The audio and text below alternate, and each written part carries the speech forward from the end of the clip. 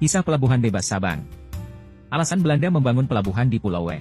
Seri ini agak panjang, jadi saya akan membaginya menjadi beberapa bagian. Meskipun mungkin terasa membosankan, namun penting untuk menceritakannya sebagai cerminan tentang masa lalu Aceh yang penuh dengan lika-liku. Sumber data akan saya paparkan di akhir VT, Salaum. Terusan Suez dibuka pada tahun 1869, rute perdagangan dari Eropa ke Asia berubah arah menuju Selat Malaka, memicu ambisi Belanda untuk mengendalikan Sumatera, terutama Kesultanan Aceh.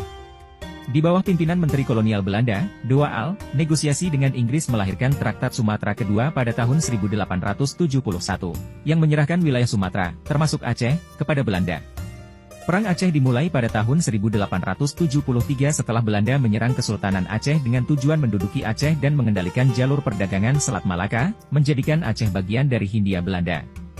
Serangan pertama gagal total, sehingga serangan kedua dilancarkan pada tahun 1874. Pada tahun 1877, Belanda berhasil menduduki Pulau Sabang, yang diikuti dengan mobilisasi militer dan logistik besar-besaran untuk menaklukkan Kesultanan Aceh. Upaya mendirikan pangkalan di Sumatera muncul setelah armada Belanda berkumpul di lepas pantai Aceh, memunculkan ide membangun stasiun di Pulau Sabang. Sebelum menentukan lokasi, Belanda mengirim peneliti untuk melakukan survei topografi dan hidrologi di Sabang.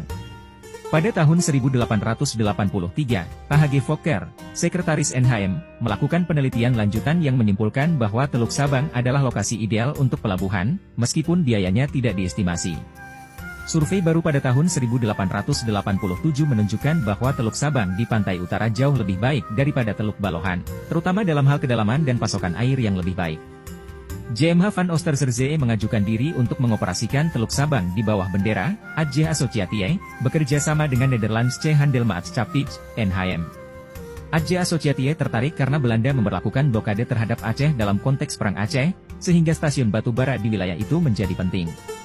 Meskipun ada ketidakpercayaan terhadap ide pembangunan pelabuhan, Gubernur Jenderal J.B. Van Heutz berhasil mendapatkan persetujuan untuk pembangunan pelabuhan Sabang. Perjanjian dengan kerajaan disetujui pada tahun 1890, dan pembangunan pelabuhan dan stasiun batu bara dimulai. Setelah pembukaan tersebut, Sabang berkembang pesat menjadi lebih dari sekadar stasiun batu bara, dengan pendirian kantor administrasi, rumah untuk administrator, dan klub untuk pengunjung.